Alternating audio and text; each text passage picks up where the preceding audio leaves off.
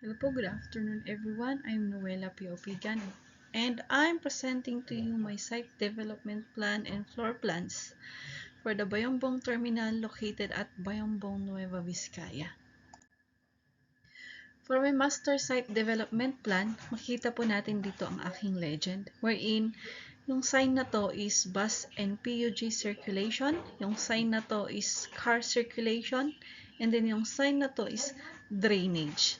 Dito po sa aking drawing ng site development plan, nag-setback po ako dyan ng 5 meters. Ito po yung entrance niya, tapos ito yung circulation ng bus and PUJ. Ito po, pasok po sila dyan, and then punta sila dyan, and exit po sila dito. And for my car circulation naman, makikita natin dito, yung sign na to, dito po sila sa car circulation. Dito, pasok sila dyan, drop off and pick up point, and then yung gustong pumunta sa basement, pasok sila dyan sa baba, or dito na po, exit sila po dyan. Yan po yung aking car circulation, and then yung pumunta sa basement, labas sila dyan, and then exit sila dito. Ganun po ang aking car circulation. Sa bandang gilid dito, may 1 meter na pedestrian walk ako dito banda, and then doon meron din dyan, and then hanggang dito. Yan po yung ating isang pedestrian walk, and then may sidewalk po tayo dito na 1 meter. Halimbawa, yung mga naglalakad, dito po sila, sidewalk, tapos punta dito sa loob, or dito yung exit po nila. And then may 1.5 sidewalk ako dyan, pupunta doon, and then may 1.5 sidewalk ako na pupunta din dito. Sa banda dito, naka-slope po yan. Medyo mataas dito banda, sa gitna, tapos pababa po yan. Ito po yung drainage. Papunta doon, drainage, drainage, drainage din dito sa kabila, drainage din dito sa kabila, drainage din dito sa kabila. Dito banda, ilalagay po natin dyan yung ating signboard. Makikita mo dyan yung Bayombong Terminal. Dito banda. And then, dito, may vegetation po tayo dyan. Vegetation po yan. And then, may vegetation dyan. And dito, dito, and dito rin sa likod. Para i-balance na yung ng car natin. And then, ito yung aking terminal building. Nag-iisa lang po yan. Kasi, for a more centralized and easier accessibility of passengers, this building contains the following: information kiosk, dito banda, ticket facility, waiting area, baggage room, dispatch office, commercial area, first aid room, admin office, driver's lunch doon, and service area. Habang pupunta tayo dyan, makikita natin pa sa aking floor plan sa sunod na aking presentation yung mga kung ano ba yung mga nakalagay dito sa aking building. Sa likod pala, naglagay ako dyan ng motor pool. Mga 11 meters dito hanggang doon.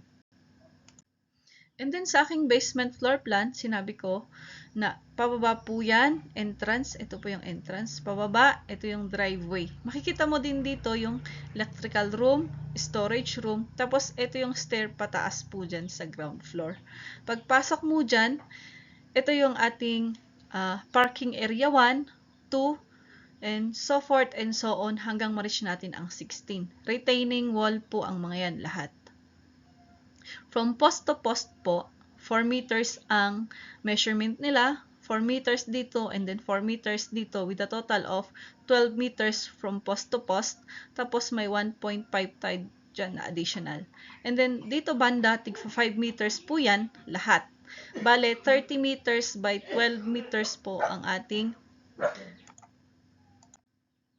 And then sa ating ground floor plan, dito po, ito po yung papasok. Ito yung PWD parking.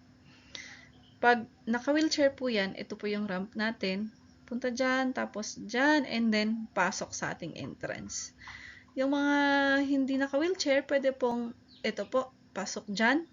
Ito yung papasok na sa basement natin. Bale, slope po yan na pababa. Entrance, pagpasok mo dyan, makikita mo yung ticketing counter, yung stairs pababa sa ating basement, information kiosk.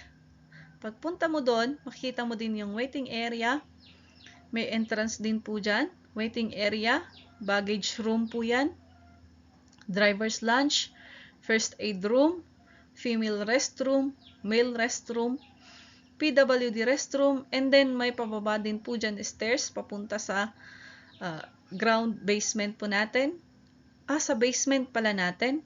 And then may entrance din po dyan. Makikita mo din yung food stall 1, food stall 2. Yan po yung ating makikita sa ground floor plan. And then sa second floor plan, tataas ka po dyan, yan, taas, punta doon, makikita mo yung male staff room, female staff room, ito yung stall 1, stall 2, stall 3, dito open to below po yan, kaya nakikita mo na po yung sa baba dyan. May plants din po dyan, plants. Ito yung dining area kung saan may food kiosk dito, food kiosk 1, food kiosk 2, 3, and 4. Dito rin, makikita mo dito yung female restroom, male restroom, storage, and then may pababa po dyan na stairs papunta sa ground floor. And then, conference room, tapos CCTV, camera surveillance room, manager's room, and offices. Yan po yung ating nilalaman ng second floor plan. Sa roof plan naman, tataas ka dyan. Ito, skylight po yan. Transparent po yan. Tapos, parang naka-V po yan. Ito po yung roof deck. Tapos, nagbabalak akong lagyan ito ng tangke. Yan po ang aking presentation for the site development and plans of the Bayombong Terminal. Thank you very much and God bless po.